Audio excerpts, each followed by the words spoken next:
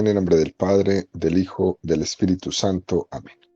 Ven, Espíritu Santo, y llena los corazones de tus fieles y enciende en ellos el fuego de tu amor. Envía tu Espíritu Creador y se renovará la faz de la tierra. Estamos estudiando el Catecismo de la Iglesia Católica, su segunda parte, la profesión del misterio cristiano. Primera sección, la economía sacramental. Capítulo primero, el misterio pascual en el tiempo de la Iglesia. Artículo primero, la liturgia, obra de la Santísima Trinidad.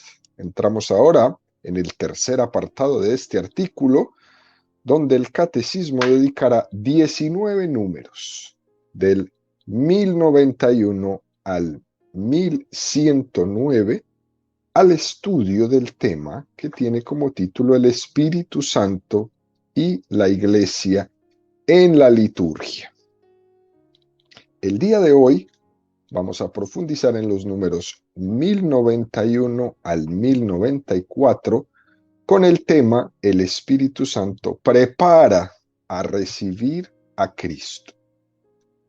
Número 1091 del Catecismo de la Iglesia Católica dice: en la liturgia, el Espíritu Santo es el pedagogo de la fe del pueblo de Dios, el artífice de las obras maestras de Dios, que son los sacramentos de la nueva alianza. El deseo y la obra del Espíritu en el corazón de la Iglesia es que vivamos de la vida de Cristo resucitado. Cuando encuentra en nosotros la respuesta de fe que Él ha suscitado, entonces se realiza una verdadera cooperación. Por ella, la liturgia viene a ser la obra común del Espíritu Santo y de la Iglesia. Fijémonos, queridos amigos, qué número tan precioso el que nos ofrece el Catecismo en esta mañana. A modo de introducción, nos dice este número cuál es el lugar que ocupa el Espíritu Santo en la liturgia de la Iglesia Católica. Y fíjese lo que dice. El Espíritu Santo es el artífice de las obras maestras de Dios. Creo que es una expresión demasiado bella para hablar del Espíritu Santo. El artífice de las obras maestras de Dios. Y después uno se pregunta, ¿y cuáles son las obras maestras de Dios? Los sacramentos de la nueva alianza. Es aquel que da su gracia para que los sacramentos sean eficaces en nosotros. Cuando la Iglesia Católica celebra los sacramentos, puede distribuir la gracia de Cristo porque tiene la eficacia de la fuerza del Espíritu Santo. Por eso es que cada uno de los sacramentos es tan poderoso. Dice el Catecismo, en la liturgia, el Espíritu Santo es el pedagogo de la fe del pueblo de Dios.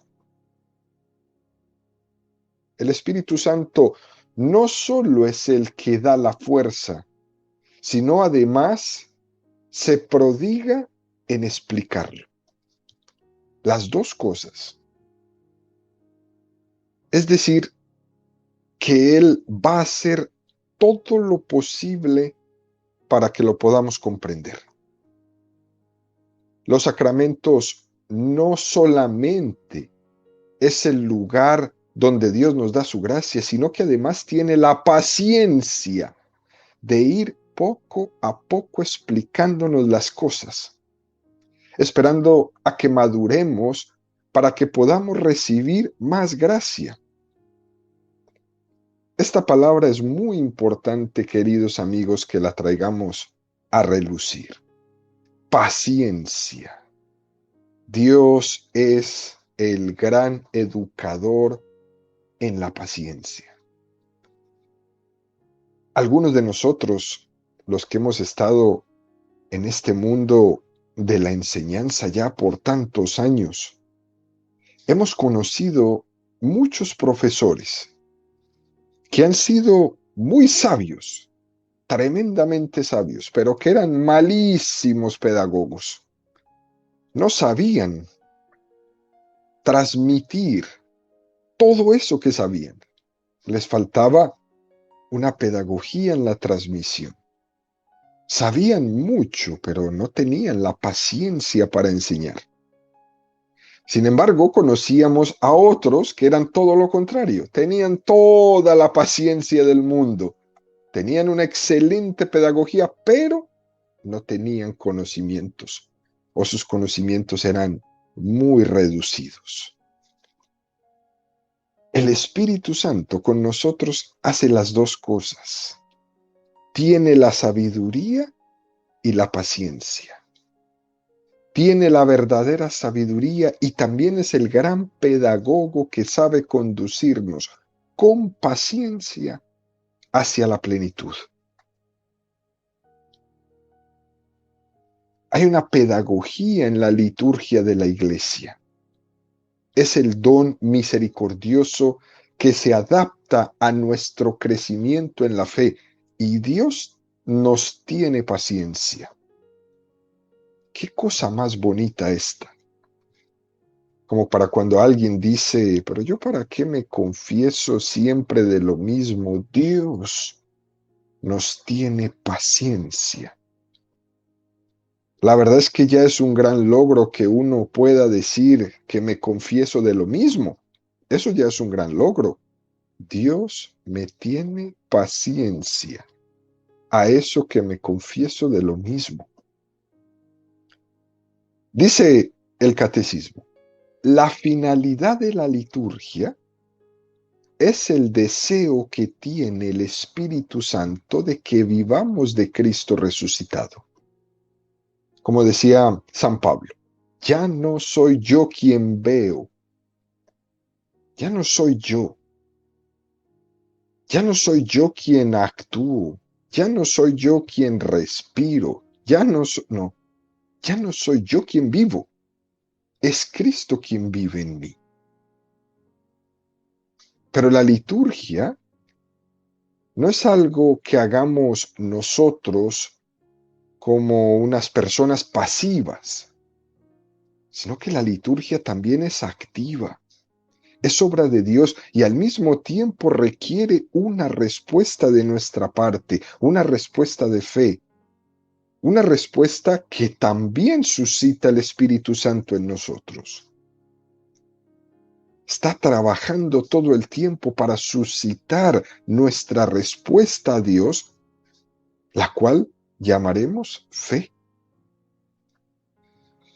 Dicho esto, el Catecismo nos presenta el número 1092 y dice, en esta dispensación sacramental del misterio de Cristo, el Espíritu Santo actúa de la misma manera que en los otros tiempos en la economía de la salvación. Y nos presenta 4 acciones con las que el Espíritu Santo actúa en la liturgia de la Iglesia Católica. Y esto es verdaderamente impresionante. Primera acción, prepara a la Iglesia para el encuentro con el Señor. Segunda acción, recuerda y manifiesta a Cristo a la fe de la asamblea. Tercera acción, hace presente y actualiza el misterio de Cristo por su poder transformador. Cuarta acción, el espíritu de comunión une la Iglesia a la vida y a la misión de Cristo. 4 acciones con las que el Espíritu Santo actúa en la liturgia. ¡Qué cosa más hermosa! Nos presenta el Catecismo el número 1093 para irnos explicando esto. El Espíritu Santo prepara a recibir a Cristo. El Espíritu Santo realiza en la economía sacramental las figuras de la antigua alianza. Puesto que la iglesia de Cristo estaba preparada maravillosamente en la historia del pueblo de Israel y en la antigua alianza, la liturgia de la iglesia conserva como una parte integrante e irreemplazable, haciendo los suyos algunos elementos del culto de la antigua alianza, principalmente la lectura del Antiguo Testamento, la oración de los salmos y sobre todo la memoria de los acontecimientos salvíficos y de las realidades significativas que encontramos su cumplimiento en el misterio de Cristo. ¿Y cuáles son estas? La promesa y la alianza, el éxodo y la Pascua, el reino y el templo, el exilio y el retorno.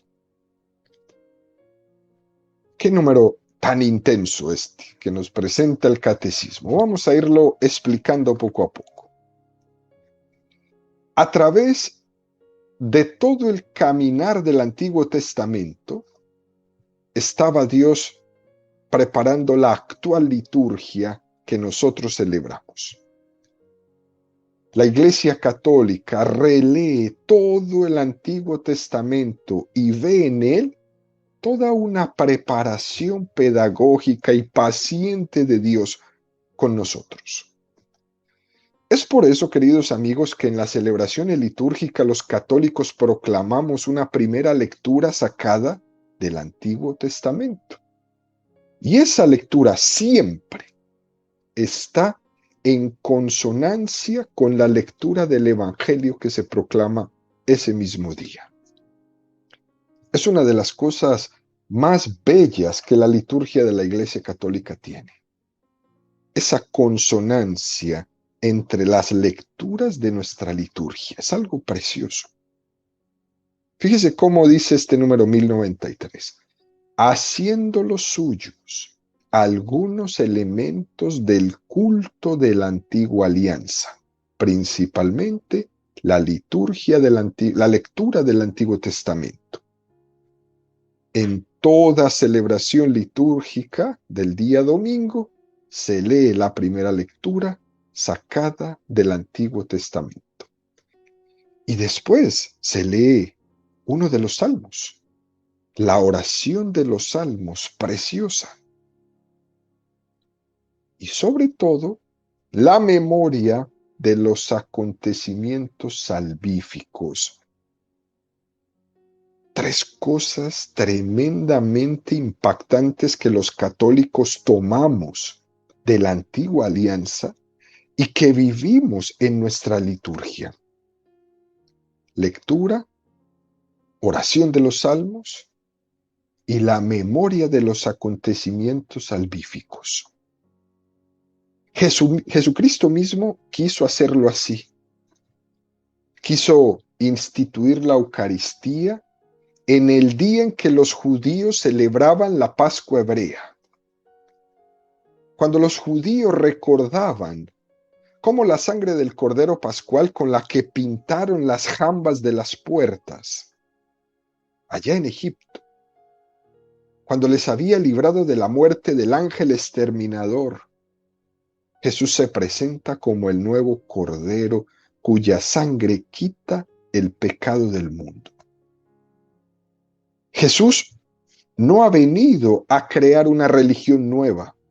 El cristianismo católico no es una religión nueva. El cristianismo católico es el cumplimiento de las promesas del judaísmo en el Antiguo Testamento.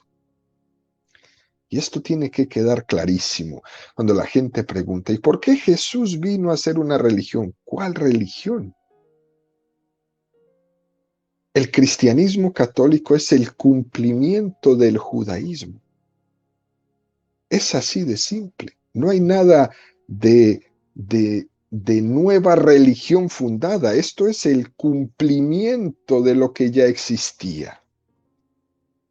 ¿Que cambiará de nombre? Bueno, se va a llamar cristianismo, pero ese cristianismo es el cumplimiento de una promesa hecha desde Abraham.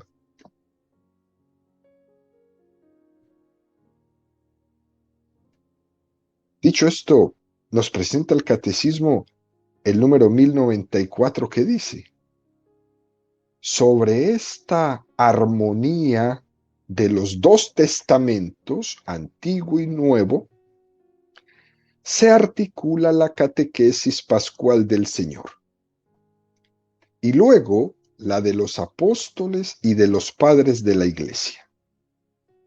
Esta catequesis pone de manifiesto lo que permanecía oculto bajo la letra del Antiguo Testamento: el misterio de Cristo.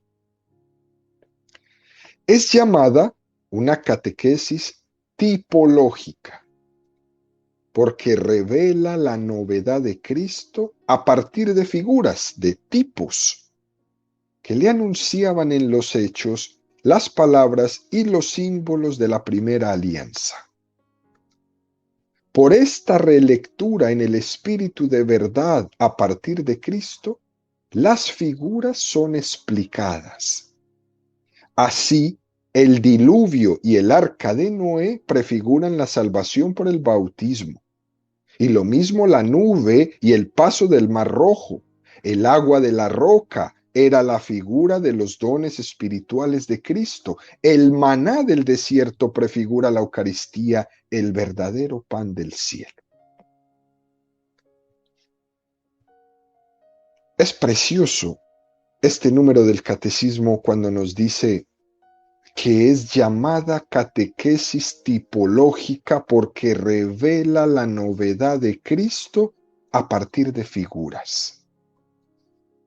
La Iglesia ha visto figuras, ha visto tipos en el Antiguo Testamento de lo que estaba por llegar en el Nuevo Testamento.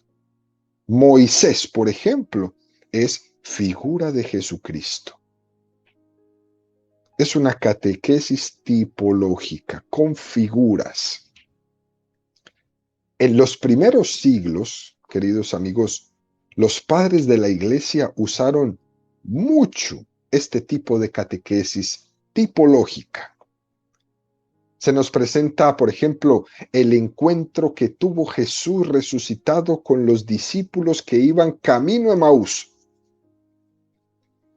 Iban entristecidos, porque pensaban que todo había terminado con la muerte de Jesucristo.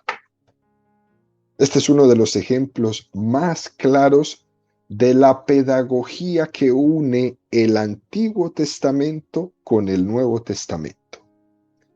Lucas 24, 23, 32.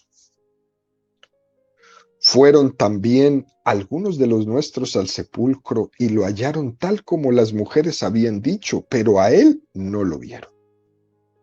Él les dijo: oh insensatos y tardos de corazón para creer todo lo que dijeron los profetas. ¿No era necesario que el Cristo padeciera eso y entrara así en su gloria?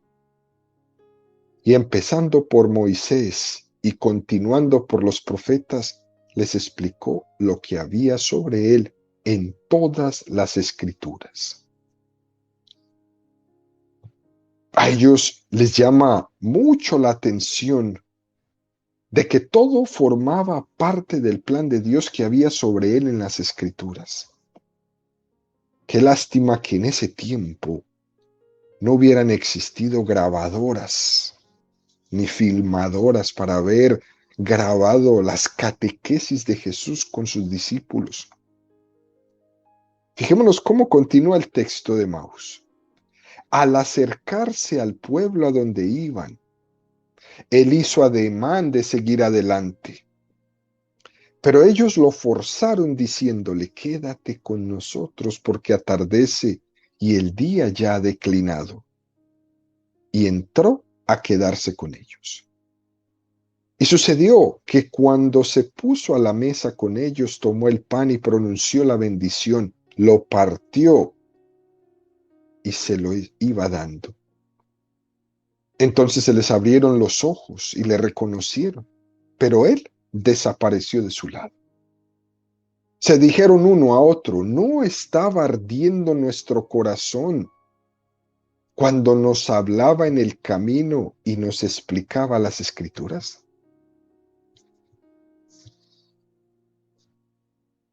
Lo propio del Espíritu Santo es que hace justamente esto. Nos va preparando.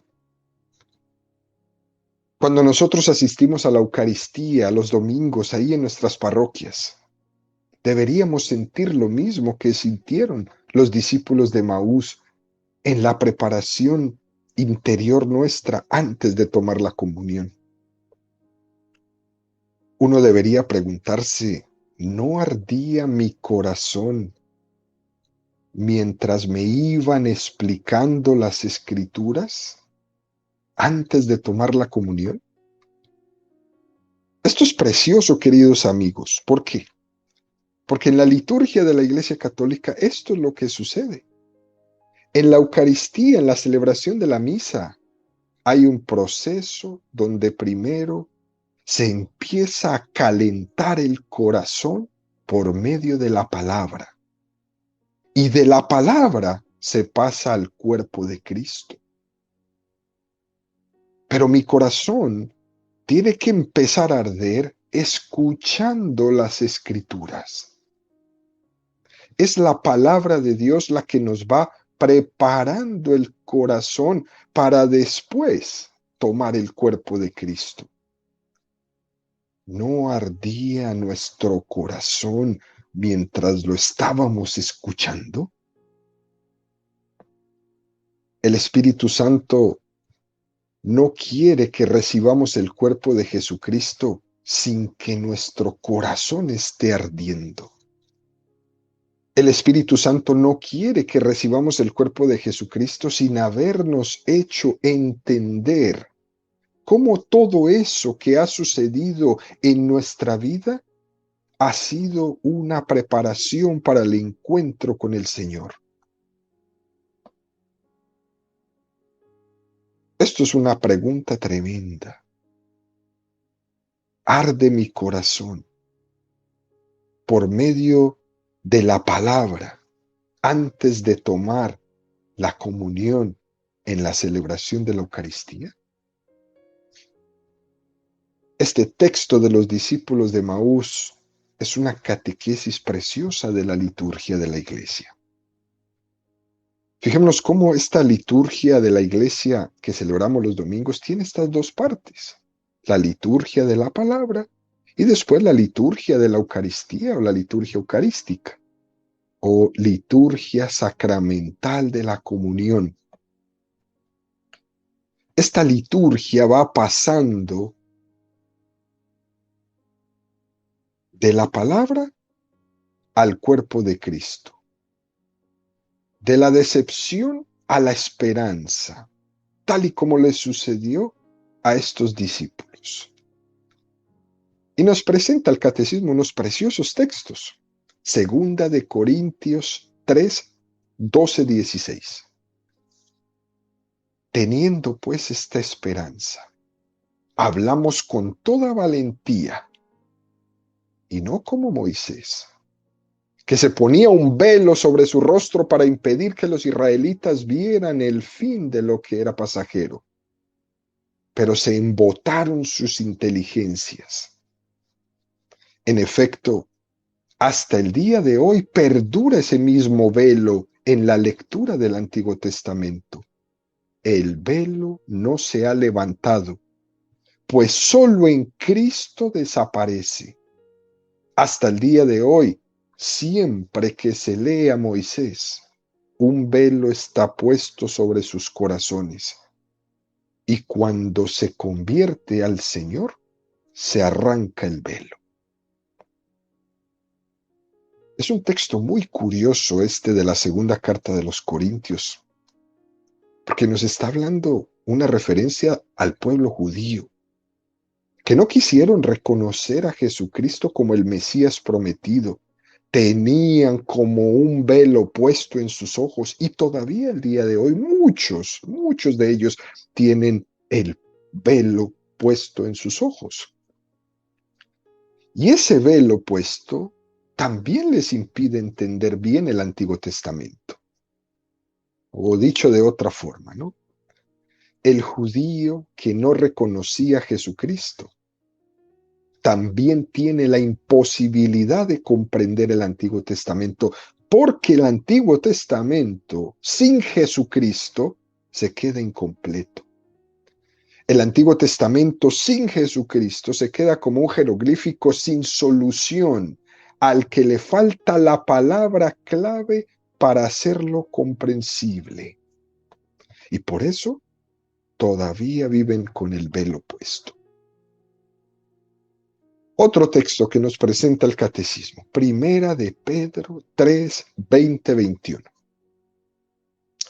En otro tiempo incrédulos, cuando les esperaba la paciencia de Dios en los días en que Noé construía el arca, en la que unos pocos, es decir, 8 personas, fueron salvados a través del agua. A esta corresponde ahora el bautismo que os salva, y que no consiste en quitar la suciedad del cuerpo, sino en pedir a Dios una buena conciencia por medio de la resurrección de Jesucristo. El arca de Noé es una imagen de lo que es el bautismo, la auténtica barca que nos salva de las aguas es la iglesia. ¿A través de qué? A través de las aguas del bautismo, que no consiste en quitar la suciedad del cuerpo, sino que consiste en pedir a Dios una buena conciencia por medio de la resurrección de Jesucristo. Es una belleza esta carta de San Pedro. Pedirle a Dios una buena conciencia por medio de la resurrección de Jesucristo. Tercer texto que nos presenta el Catecismo, Primera de Corintios 10, 1, 6. No quiero que ignoréis, hermanos, que nuestros padres estuvieron todos bajo la nube y todos atravesaron el mar y todos fueron bautizados en Moisés por la nube y el mar. Y todos comieron el mismo alimento espiritual y todos bebieron la misma bebida espiritual, pues bebían de la roca espiritual que les seguía, y la roca era Cristo. Pero la mayoría de ellos no fueron del agrado de Dios, pues sus cuerpos quedaron tendidos en el desierto. Estas cosas sucedieron en figura para nosotros, para que no codiciemos lo malo como ellos lo codiciaron. O nos presenta el Catecismo también a Juan 6, 30, 35. Ellos entonces le dijeron: ¿qué señal haces para que viéndola creamos en ti? ¿Qué obra realizas? Nuestros padres comieron el maná en el desierto, según está escrito: pan del cielo les dio a comer.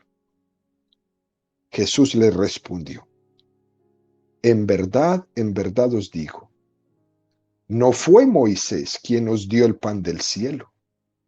Es mi Padre el que os da el verdadero pan del cielo, porque el pan de Dios es el que baja del cielo y da la vida al mundo. Entonces le dijeron: Señor, danos siempre de ese pan. Les dijo Jesús: yo soy el pan de la vida. El que venga a mí no tendrá hambre, y el que cree en mí no tendrá nunca sed.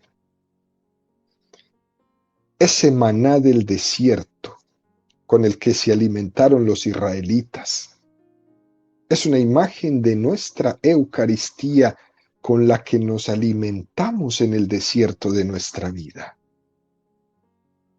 Y por eso, aunque la primera y segunda pregunta eran retantes, ¿qué señal haces para que viéndola creamos en ti? ¿Qué obra realizas? Después Jesús va cambiando por medio de su palabra el corazón.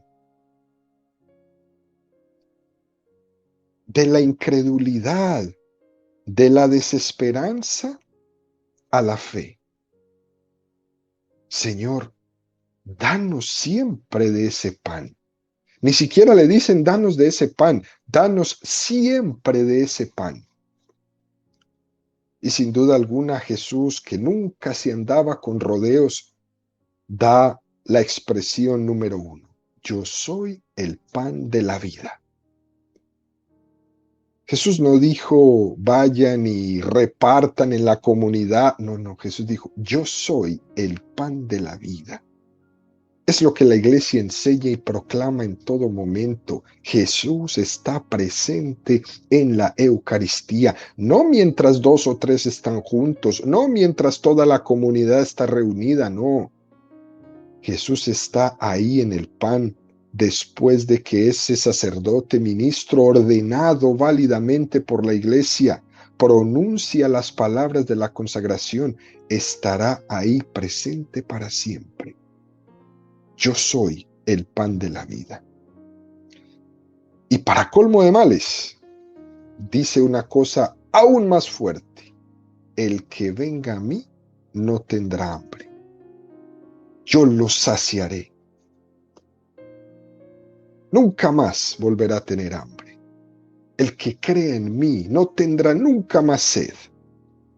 Porque es que el que viene a mí me encuentra, que ha calentado su corazón con mis palabras, ha convertido su vida y ha comido mi cuerpo, nunca más volverá a tener necesidad de buscar nada en ninguna parte, porque yo soy el único capaz de colmar en el hombre todos sus deseos y de llenar todos sus vacíos. Así que nosotros, queridos amigos católicos, privilegiados de tener a Jesús en la Eucaristía, no dudemos en ningún momento de acudir a Jesús para comerlo, después de haber calentado nuestro corazón con su palabra y que el Señor nos dé la vida eterna.